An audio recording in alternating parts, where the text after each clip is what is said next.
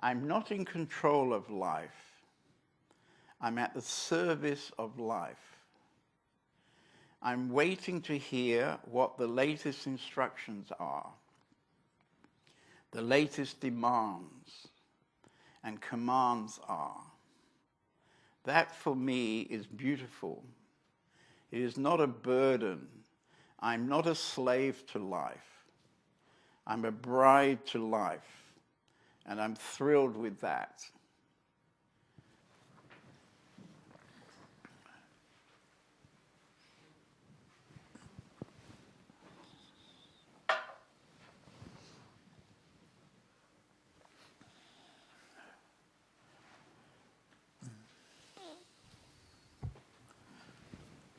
Can you just a little bit lower, yeah, and the camera's on you. Yeah. Okay.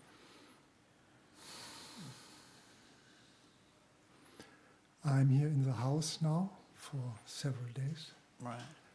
And I see that here's a very strict structure in the house. Strict structure, really?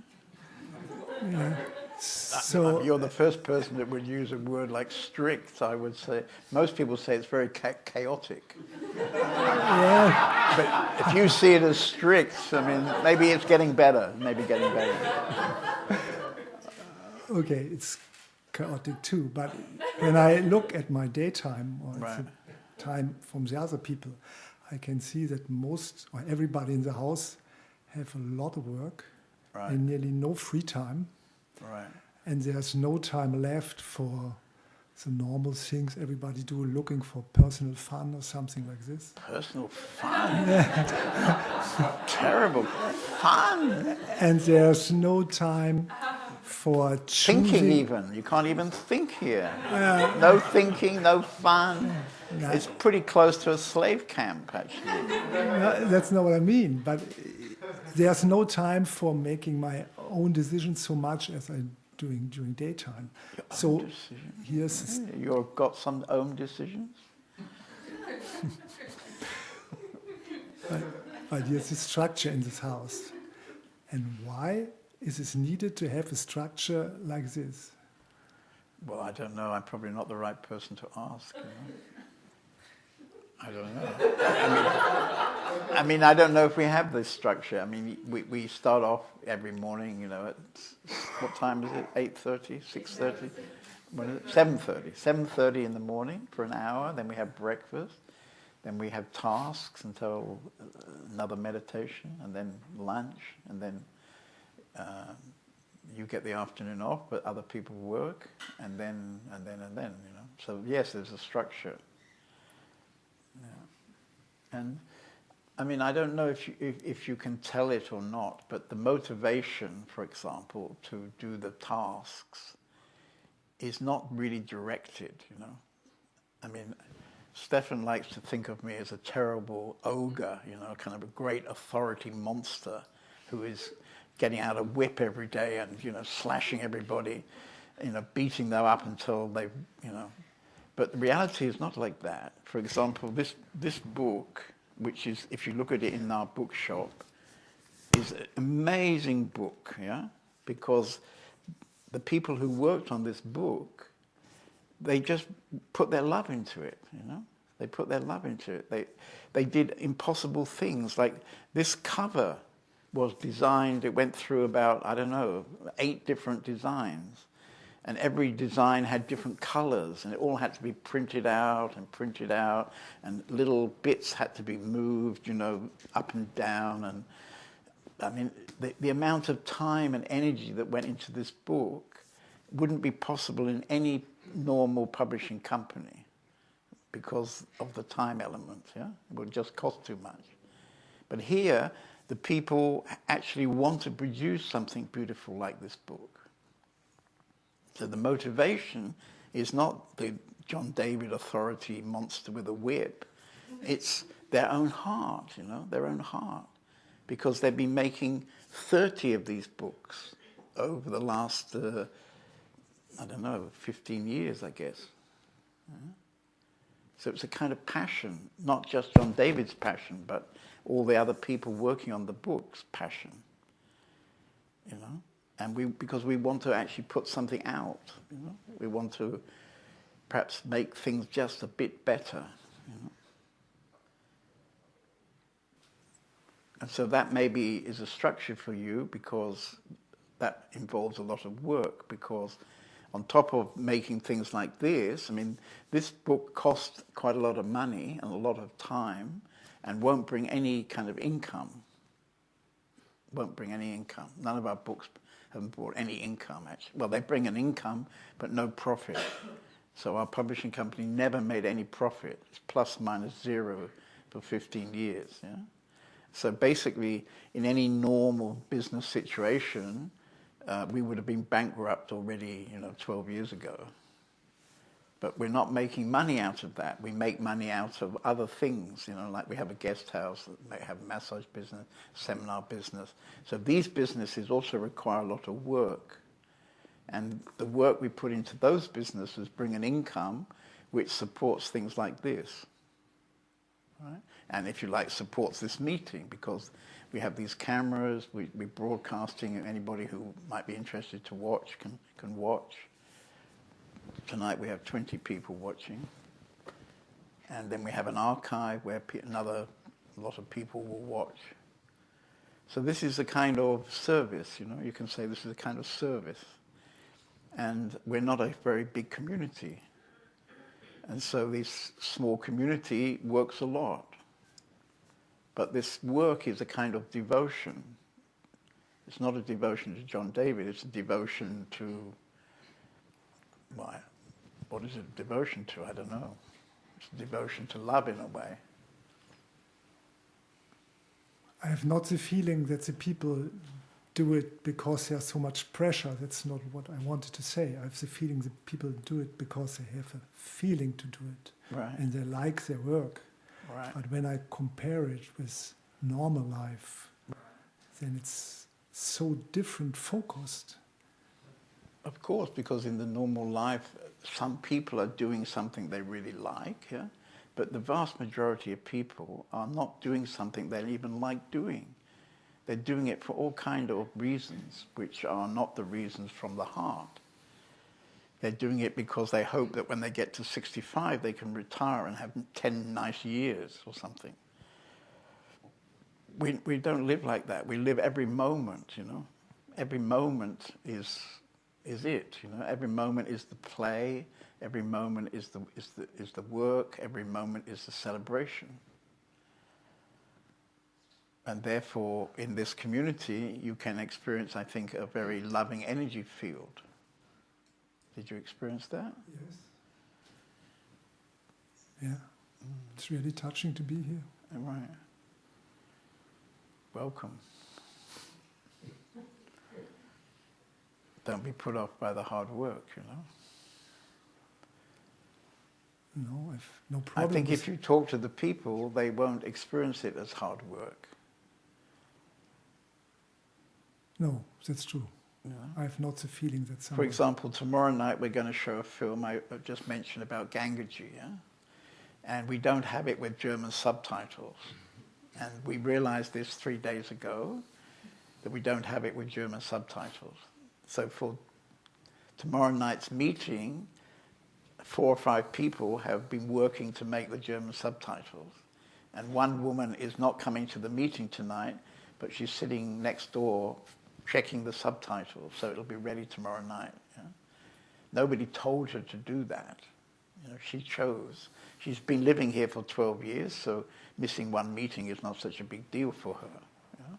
But still, she chose to do that.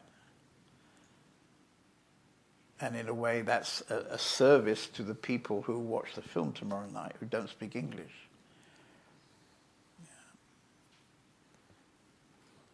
So that compassion is needed. Compassion is needed, but compassion just comes, I mean, you can feel the energy when Victoria talks about this 3 weeks, when she felt everything was very peaceful and she was just there in the moment was unfolding, how good she felt, yeah? So then there's an enormous compassion that comes out of that.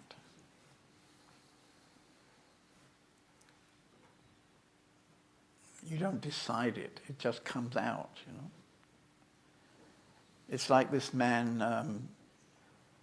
from Microsoft, what's he called? Bill Gates. Bill Gates, right? So Bill Gates is a certain kind of individual, right? Probably has certain brilliant talents. So he developed this amazing company, Microsoft, yeah? So this became a huge success. And out of that, he became the richest man in the world. He had so much money, what to do with it all? Yeah? He had billions. And then at some point, he must have gone through some kind of process, and he decided that it wasn't really completely satisfying him to be the boss of this amazing computer company. He started to feel inside himself maybe that he wanted to give back something to humanity, because out of this enormous success he had this enormous money, and he could use that money to do something really spectacular. And so he basically gradually quit the company. As far as I know, he quit Microsoft, or he only partially involved. And he started a foundation, a charity foundation. And because he's a very clever guy, the way he looks at situations, he brings to bear on health problems in Africa, for example, or toilets in India. I don't exactly know what his projects are. And he brings to bear a certain attitude to solving the problems, then completely backed up by enormous amounts of money that he can bring to do that. Yeah? And I would say this is completely compassion. He's motivated completely by compassion, because he's not going to make more money from that. He may get more satisfaction. So there's a personal element.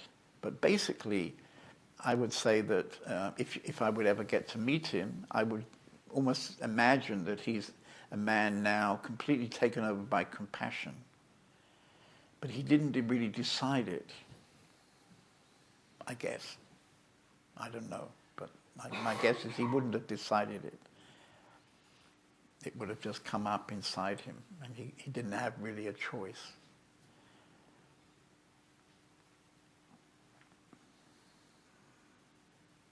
So the guys who've lived in this community, I mean, in a way, they've made some priority, which I respect very much, you know, because they've made a priority to change their life quite drastically, and to live in a very different kind of structure.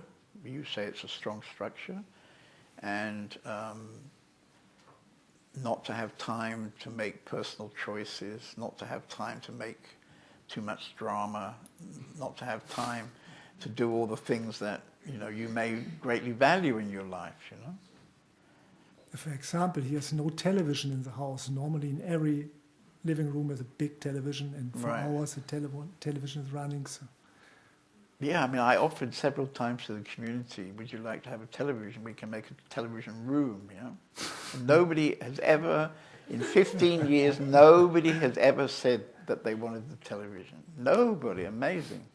I mean, actually, we have a lot of televisions. We have about 25 televisions, but they're in the guest rooms, you know, because the guests, of course, have to have a television, yeah? And, of course, people could go in a guest room which wasn't being used and watch the television. But I never asked anybody, but probably nobody ever does that. I'm the only one who has a television. Because, you know, my problem is that I'm English, and I have to watch the BBC News, you know. Otherwise, I don't even know what's going on in the world anymore. Because, I can't read the German news. So if I don't watch the BBC every night, well, not every night, but you know, some nights, I like to be somehow to know what is going on, you know. So I have a television for that. Now I've got a big problem because my dear friend Indira told me about Netflix. So now, this is really terrible. So 4 days ago, I bought a monthly thing from Netflix, yeah? And now I've discovered there are millions of amazing films that I only have to click and, you know, so now every night I go to bed later and later, you know. Do you think that a change inside is possible without changing the outside, maybe living in a community like this, or going away from the normal social... I mean, of course I can say that, in theory, you can change your life anywhere without changing the outside of your life. Yeah, of course you could say that, and maybe it could be possible. But I don't know anybody who ever did that. So I mean, I think how can I say? I mean, you can't change your life until you want to change your life. And you don't want to change your life until there's a reason why you would want to change your life. Yeah? So, for example, I'm talking now about this moment. For example, Victoria was talking about this 3 weeks, or maybe it was already a month, when she felt so peaceful. So, when you've experienced something like that, then you have a reason why you might want to change your life. Like she might decide that some of the people who she thought were friends, she realized now that they are not really friends that serve her. So nothing against them, but they don't really support what now is maybe her priority. And so maybe she'll make some different choice now in her life. Yeah? And I think pretty without question, I would say, something that's very unpopular is that actually a spiritual teacher is needed for the journey. So especially here in Europe, there's a very strong idea, I can do it myself. Yeah, but I don't know anybody who did it themselves, actually. So all the people who say, I can do it myself, they haven't done it. They're 40, 50, they haven't done it. So then probably, if it would work so easily alone, why it didn't work, Yes, they're a bit spiritual, and yes, their life is more quiet than it was before, but they're not living in this enormous peace that could be possible.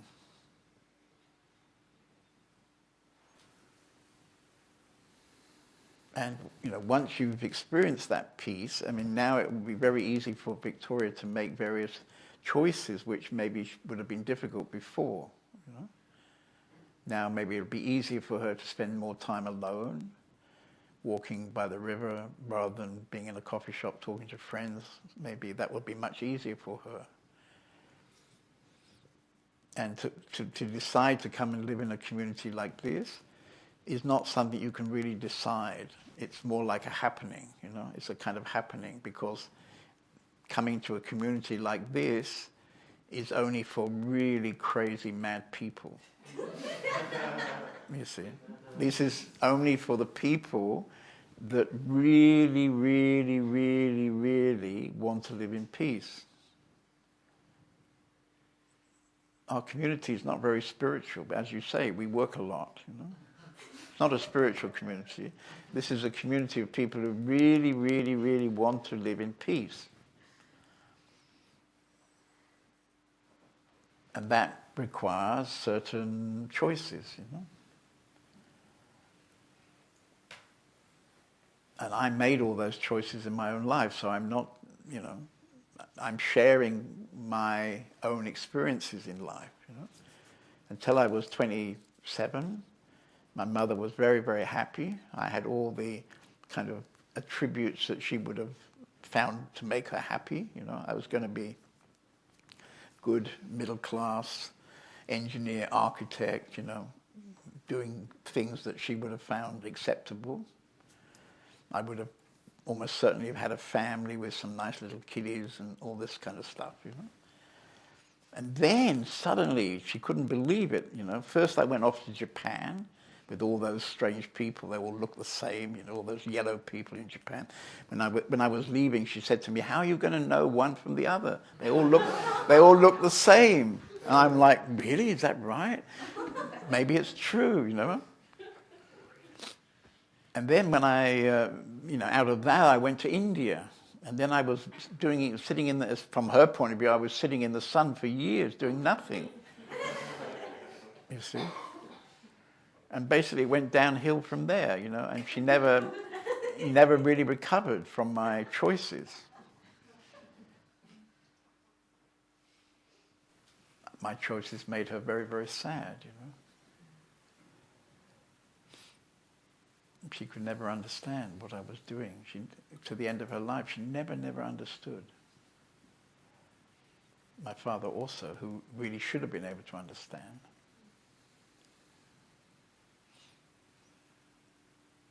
So I became the black sheep, you know.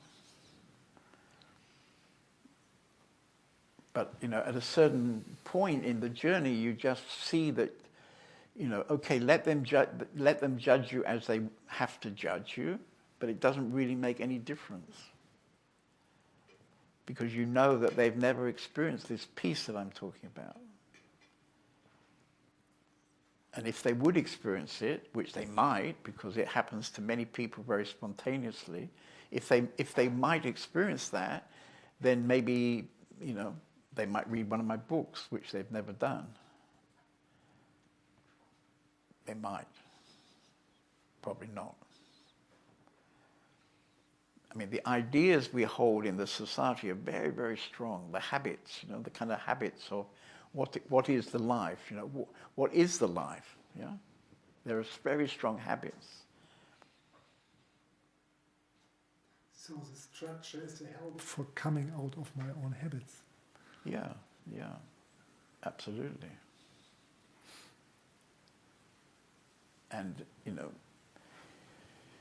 somehow there needs to be some sort of mechanism, you know, to go from the old conditioned ideas about things to something new. There's a process, you know, there's like a rebirth that happens. And this doesn't happen so easily. I'm not talking about it tonight, but, you know, people can become very afraid when things start to change. It's not such an easy journey. It's a journey also, I think, that needs a certain safety zone or safe environment, you know, kind of it needs an environment where there's support, you know, from other people who understand. And I would say that the energy in our community is a great support, because sometimes you feel like shit. Absolute shit. It's not all lovely, but sometimes you contact something inside yourself, you know, and you feel like absolute shit. And that's not easy to deal with in the regular society, but in our community, everybody's gone through moments to feel like really shit, and so easily people support each other. And the whole energy field supports anyway.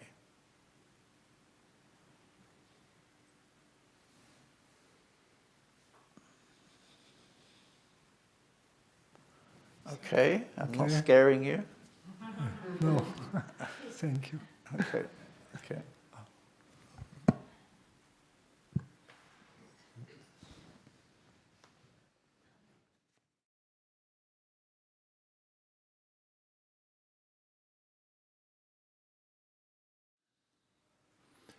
I'm here in the house now for several days. Right. And I see that here's a very strict structure in the house.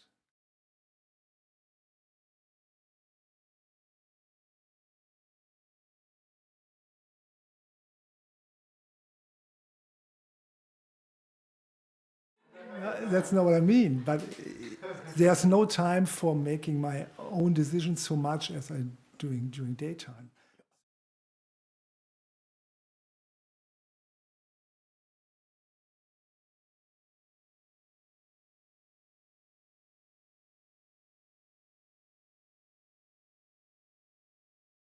The people work, and then, you know. So yes, there's a structure.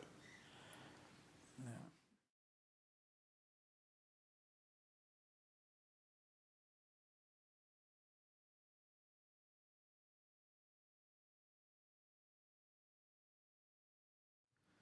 So this is a kind of service, you know. You can say this is a kind of service. And we're not a very big community. And so this small community works a lot. But this work is a kind of devotion.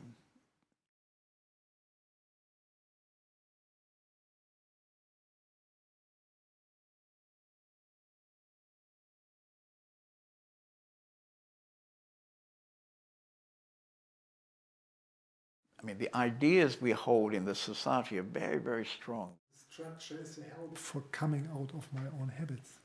Yeah, absolutely. It's not such an easy journey.